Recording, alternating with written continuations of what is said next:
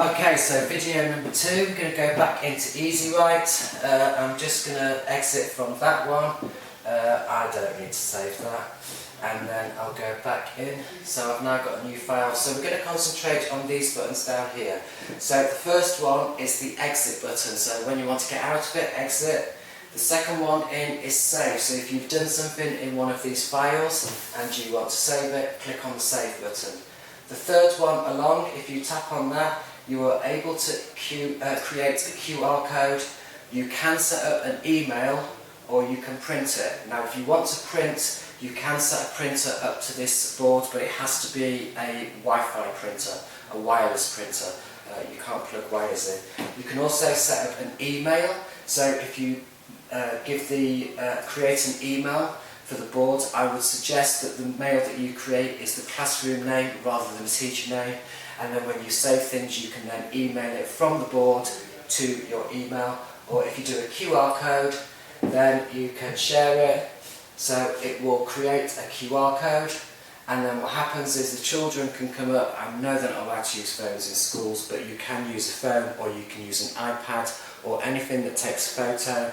They can take the QR code and then everything that you have written on the board will bounce straight to their device so they can see it on their device. So hopefully that's a paper saving issue where you don't have to print it out and give it to each student, they can just take it on their devices. The next one along is the record button. Does what it says on the tin. Press on record, start to do things on the board. It tells you in the top right hand corner that you're recording. You can do whatever you want, and then press it again and it stops recording, and the record file is saved to, it tells you internal storage user, local public, and then that's where you find it in your filing cabinet, which I'll show you in another video. You can also press this one, so this is a person plus, so again you can invite. So if you click on invite, you have to do this at the beginning, so I'm going to try it again. QR code, so if you've got a student that is partially sighted and is at the back of the classroom and can't see the board, again give them a device, they take the QR code and then they can see what you're doing on the board on their device at the back of the classroom. If you're in a situation where your student isn't in the classroom and you want them to see what you're doing on the board, then there's a website here. You give that student that information, they'll go to that website and then they'll be asked to put the room ID in. They can put the room ID in and then they'll be able to follow you on the board. Now bear in mind when you do this, they can't see you and they can't hear you. All they can see is the board.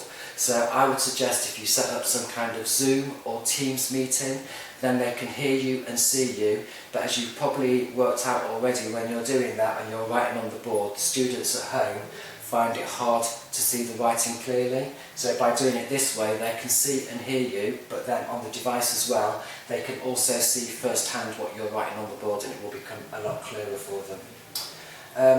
Don't bother with that one, that doesn't do very much.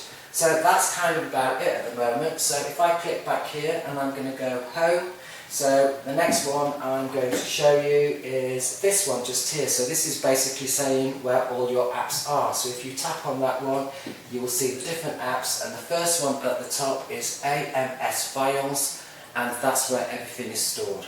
So if I now click in there, and then I'm going to go to internal, and then I can't actually remember where I saved that recording, but somewhere in there is the recording of what I just did on the EZWrite board, and probably you're all shouting at me right now telling me it was in that document and I can't remember for the life of me where it is, but that's where they are. Likewise, you can create folders, so if you want to do a new folder, click over here, you can name the folder what you want. Oh, maybe that's it.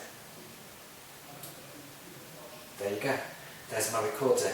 So now I'm going to click on here and I'm going to click back one. So I'm going to go back, so I've just taken one step backwards. It's a bit like undo and redo, but you just step backwards one page or one movement, and then that's where you are. So you can create new folders, name the folders, and then when you're saving things you can save it into that specific folder rather than it just going into the random folders that are already there. I'm going to click back home. I'm now going back home. I'm now going to go back into apps, and the next one I want to show you is which isn't on the board at the moment. Yes it is, there it is, Easy Share. So when we come back in video 3, we'll be doing EZWrite.